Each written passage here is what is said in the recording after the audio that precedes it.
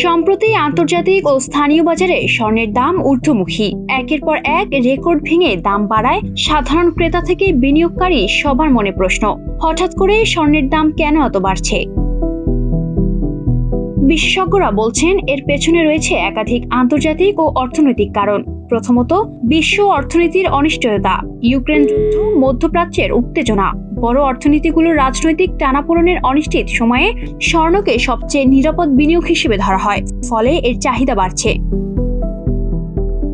দ্বিতীয়ত, মার্কিন ডলারের ওঠানামা ও সুদের হার নীতি। যুক্তরাষ্ট্রের কেন্দ্রীয় ব্যাংক ফেডারেল রিজার্ভ সুদের হার কমাতে পারে এমন প্রত্যাশা তৈরি হয়েছে। সুদের হার কমলে স্বর্ণে বিনিয়োগ আরও বেড়ে যায়।